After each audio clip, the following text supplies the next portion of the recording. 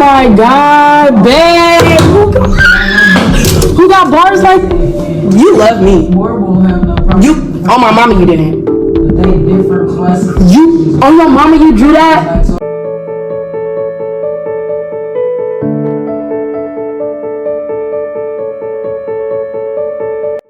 It was the night of February 14th, 2024, in Sacramento, a city where couples wandered hand in hand through the aisles of flower shops, exchanging cards and chocolate. The streets buzzed with the excitement of love. The Lake Crest Village shopping center, often a place of calm, was lit up with warm glow, bustling with last-minute shoppers on the hunt for that perfect gift. At least, it was for everyone but one family. For a family unaware that the evening would mark the beginning of their unimaginable heartbreak. In the parking lot, under the harsh glow of streetlights, a life would be lost and a community would be forever changed. As love filled the air, one young woman's world would come to an end in a senseless act of violence that would echo through the hearts of those who knew her. What started as a night meant to celebrate love quickly turned into a tragic, irreversible moment. But this story is more than just the events of one fateful night. It's about the choices that led there, the mistakes that were made, and the devastating consequences that followed. You may wonder what could possibly drive someone to commit such an act. How could love turn to something like this? And more importantly, could anyone have seen the signs? Chasity Sparkman's story is one of betrayal, heartbreak, and a tragedy that no one could have predicted. As we begin to unfold the details, take a moment to think about the things we overlook in our own lives, the relationships we take for granted, and the choices we might ignore. Keep watching, because this is just the beginning. The answers lie ahead, but they will come at a price. Chasity Sparkman wasn't just a name to her family and friends. She was the glue that held them all together. At just 26 years old, Chasity had already carved out a life filled with ambition, warmth, and an unmistakable sense of purpose.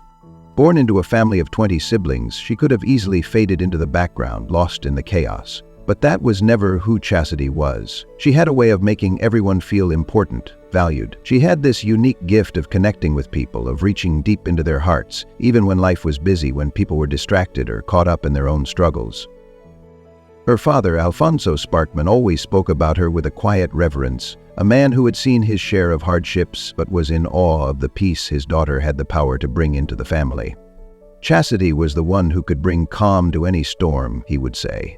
And it wasn't just about fixing problems or offering advice. It was her presence, that infectious energy that seemed to light up any room she entered. When Chasity was around, the noise of life would quiet down, and for a moment everything would feel right. Family gatherings became a little brighter when Chasity showed up. They'd laugh at inside jokes, tease each other about who was the most likely to get into trouble, and share in the chaos of life. But no matter what happened, no matter how heated the argument, Chasity would step in with the kind of wisdom that came from a place of love. "Let's make peace, not war," she'd say with a smile. And somehow, the world would feel better. In a family as large as hers, it could be easy to get lost, but Chasity never allowed herself to fade into the background. She knew her worth. She made sure every sibling, every relative knew they mattered. Her brother Preston remembers how she was always there, taking the time to listen, offering support when it was needed most. "She was our glue," he says, recalling how she would organize family photos at gatherings, making sure no one was left out. She was the one who could pull together the most chaotic of situations and turn them into something beautiful. If there was a rift between siblings, Chasity would find a way to heal it, to get everyone talking again. Her sense of responsibility, her care for those she loved, was unmatched. But Chasity was more than just the family's emotional anchor. She was a mother who put everything into her children, Zion and Princella. She wasn't just a parent, she was a guide, a mentor, and above all, a constant source of unconditional love. She shared every part of her life with them, whether it was the joy of their successes or the quiet moments at home. Her social media posts captured these precious moments, from laughing over homework sessions with Zioni to dancing around the living room with Princella. They were more than just pictures. They were memories, proof of a mother's love in its purest form. Chastity's love for her children wasn't just about the big milestones. It was in the small, everyday moments. The bedtime stories, the way she cheered the loudest at their school events, the way she made every ordinary day feel special. She wasn't just raising kids, she was raising two future adults who would carry her lessons and love with them for the rest of their lives. Her commitment to motherhood wasn't just about doing the necessary things. It was about being present, making her children feel seen and heard. But even with all of her drive, her entrepreneurial ambitions, and the deep love for her children, Chasity still held onto something more, something that grounded her in ways that made her the strong woman everyone admired. She had dreams of creating something bigger than herself. She was building her business, selling lashes and hair products, while also pursuing her degree in psychology. Chasity wasn't just working toward a career, she was working toward creating a future for herself and her children. Her focus wasn't just on providing, but on creating a legacy. She wanted her children to look back one day and know that their mother had fought for them, had worked tirelessly to give them opportunities they might not have had otherwise. And yet, as driven as Chasity was, she never lost sight of the importance of family. Her relationship with her siblings, especially her older sister lled, was vital to her sense of self. lled often spoke about how Chasity had this way of making her feel like the most important person in the room, even when life was chaotic.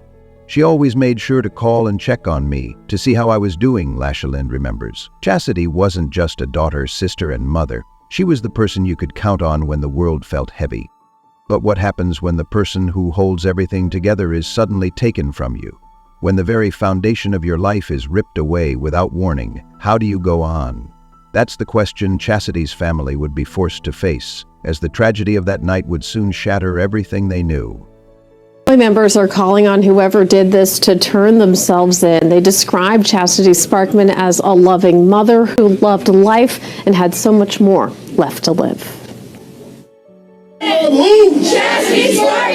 Chasity Sparkman won't be forgotten. She's nothing but joy, you know what I'm saying? And man, we just love her. We just miss her so much. Don't forget about my sister. Sparkman's family members say she was the woman shot and killed in a Sacramento shopping center on Valentine's Day. Gun violence. We gotta stop. We gotta stop the gun violence. The Sacramento Police Department says its detectives are still investigating and no arrests have been made. 1 week later, Don't forget that my sister is not here anymore because she was somebody important. at the Lake Crest Village Shopping Center in Sacramento's Pocket neighborhood, more than 100 and loved ones gathered. She never missed saying, I love you. When she exits, she gonna let you know that she loves you.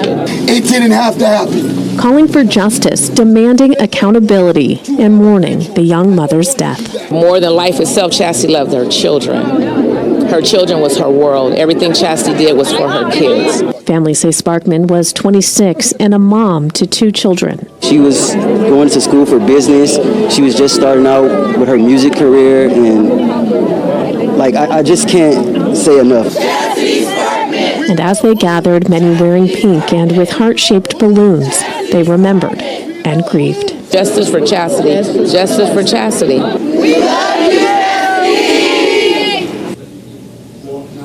We spoke with the Sacramento Police Department about this case tonight. We were told they were unable to release any updates as to not compromise their investigation.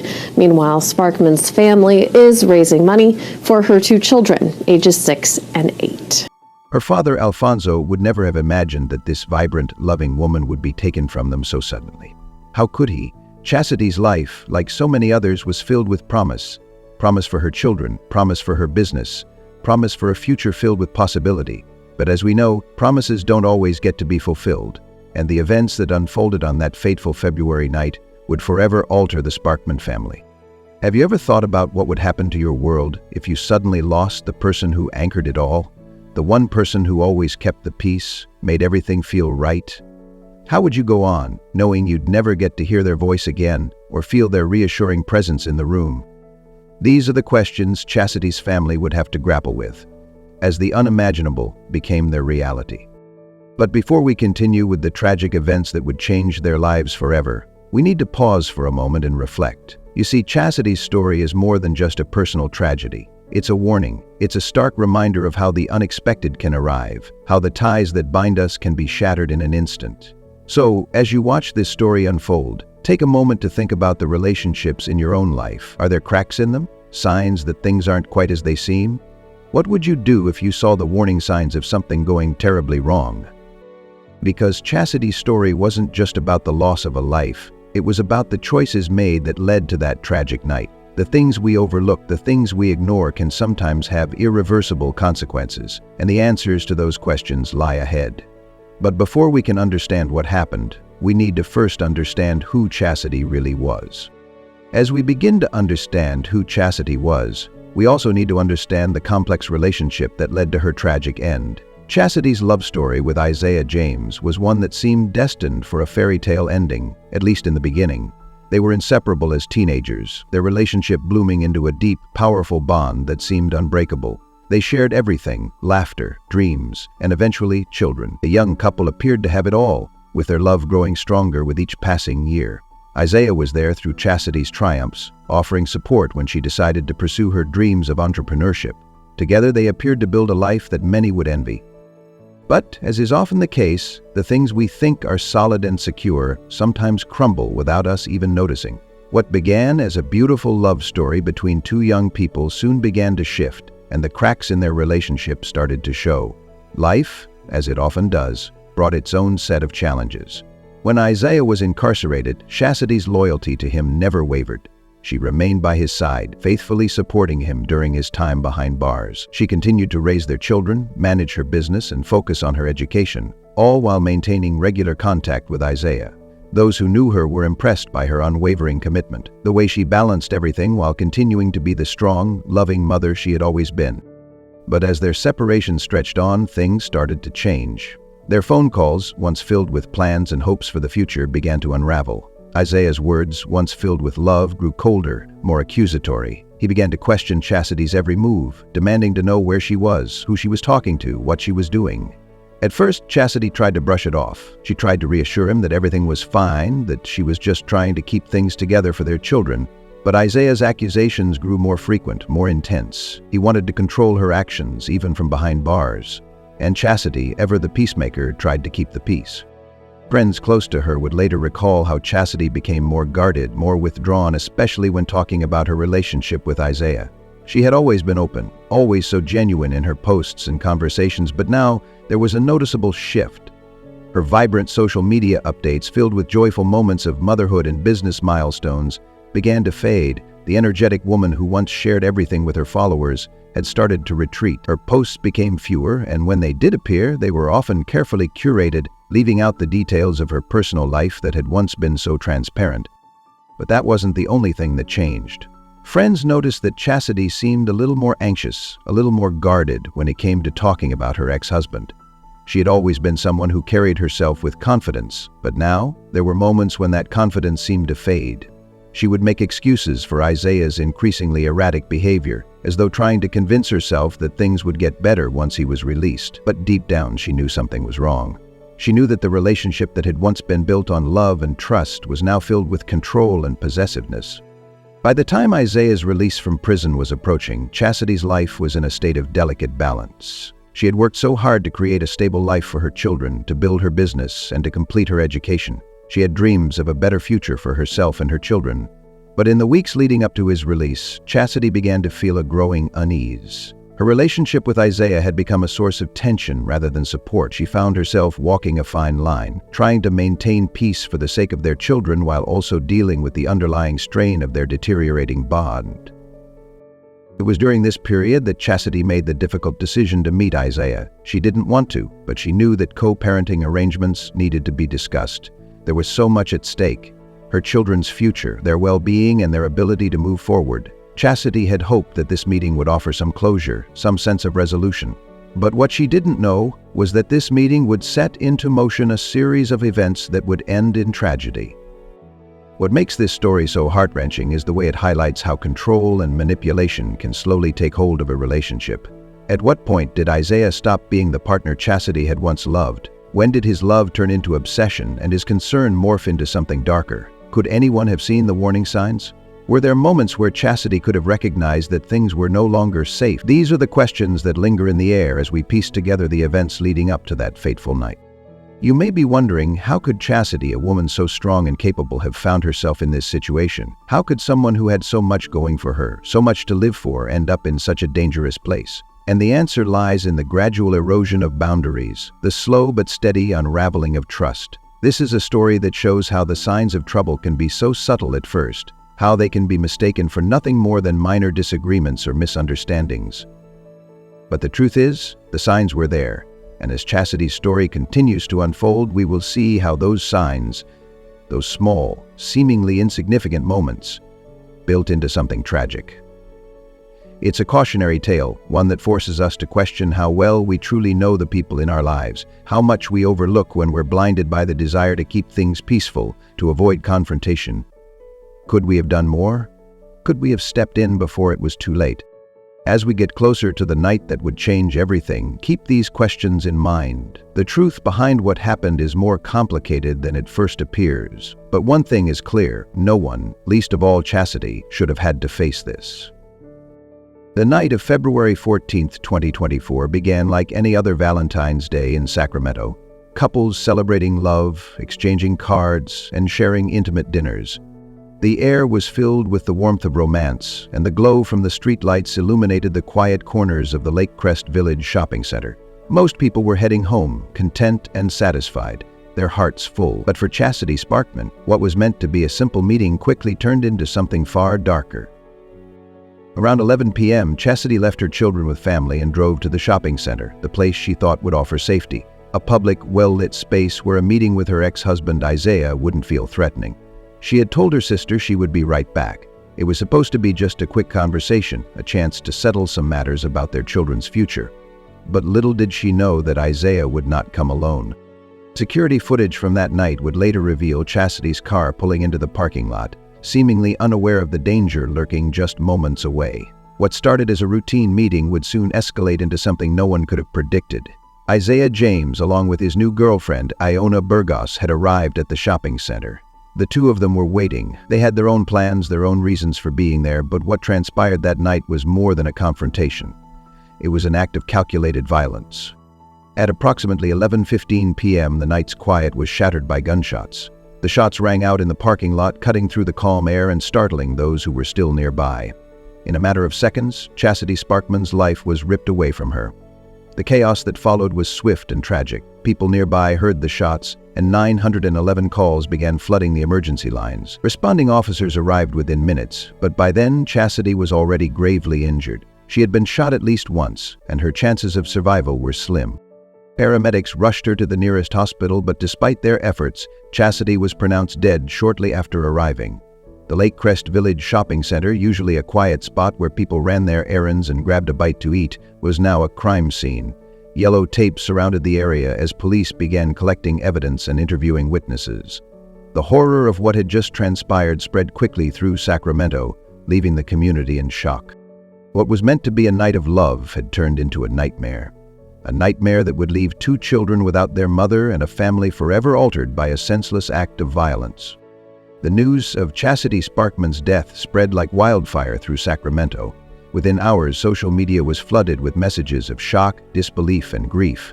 The community, once filled with the warmth of Valentine's Day celebrations, now found itself struggling to comprehend the loss of a beloved mother, daughter, and sister. The Lake Crest Village shopping center, the site of the tragedy, became a place of mourning, a quiet reminder of the suddenness with which life can change. The following morning, as the sun rose over Sacramento, a somber group of friends, family, and strangers gathered at the scene of the shooting. More than 100 people arrived to honor Chastity's memory, many of them bringing candles, flowers, and photos of the young woman whose life had been stolen in an instant. It was a gathering filled with raw emotion, as the weight of what had happened began to sink in. People held each other, shared stories of Chastity's kindness and infectious energy, and wept for the future that would never be. Local business owners who knew Chasity closed their doors in solidarity, joining the vigil in a display of community support.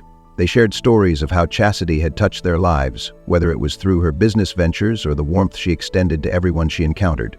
She had a way of making people feel seen, heard, and valued, and it was this unique ability that left a deep, lasting impact on those who knew her. But in the midst of their grief, Chastity's family did not just mourn, they began to demand justice. The Sparkman family, led by Chastity's father Alfonso, made a public plea for answers. They faced the cameras with tear-stained faces, but their message was clear. They wanted justice for Chasity, and they would stop at nothing to ensure that those responsible for her death were held accountable. Chastity's brother Preston spoke with a rawness that reflected the pain of losing his sister, but also the strength of a family determined to fight for what was right. "She was our peace," Preston said. "She didn't deserve this. No one deserves this."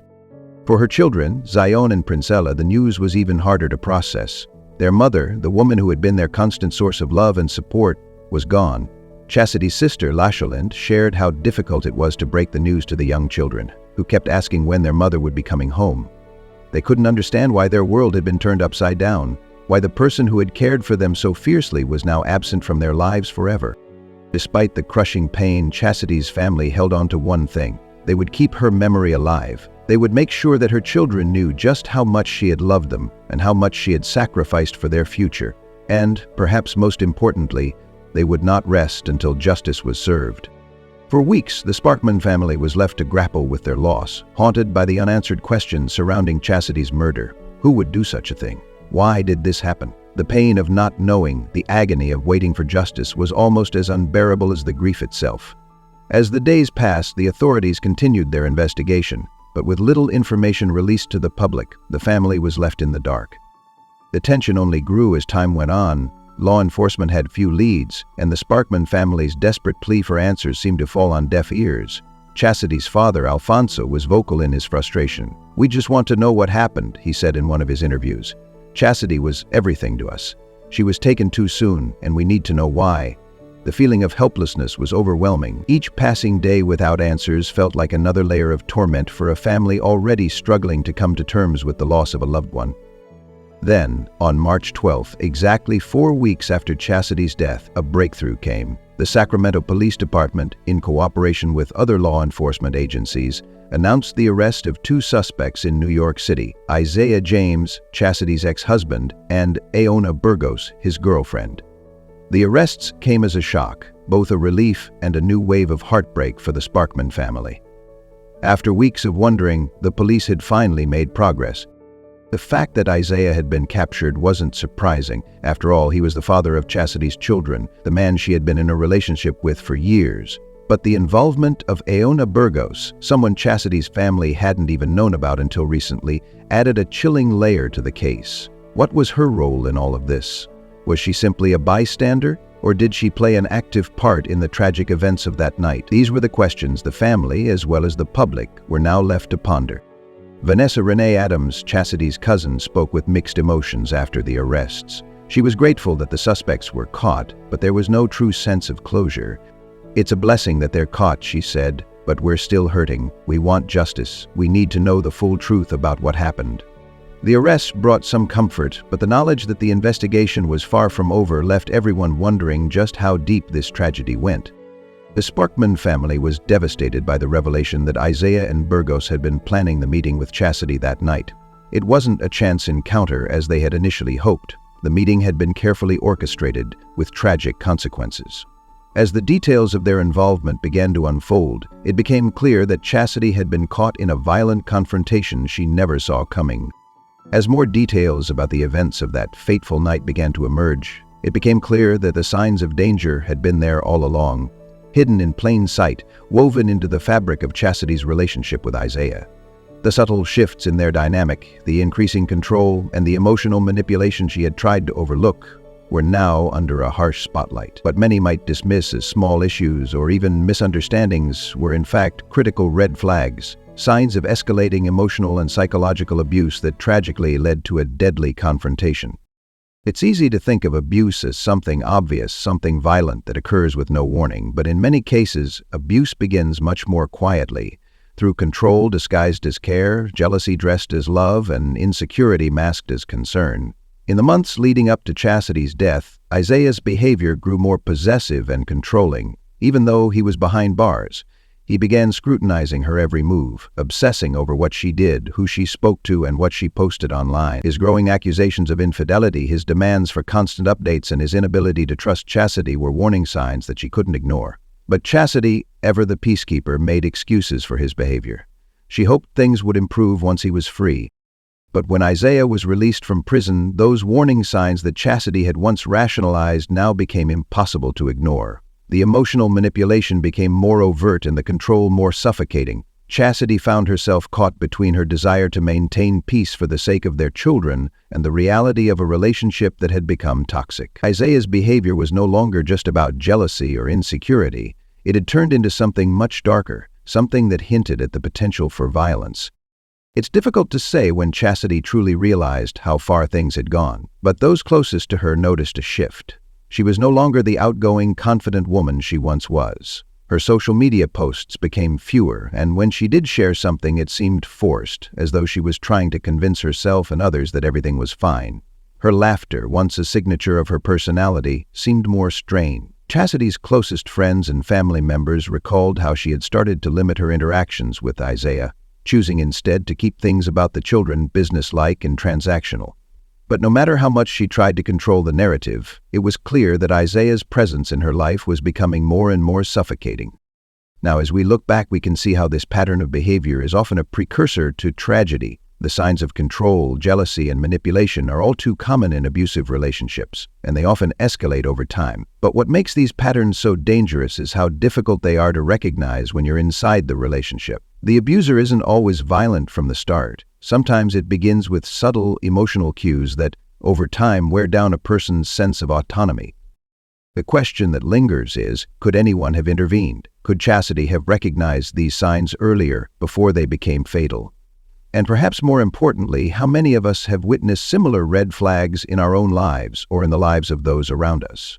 The truth is, it's often much easier to recognize these patterns from the outside looking in, but the real challenge, lies in how we act when we do see them, whether it's in our friends, our family, or even ourselves.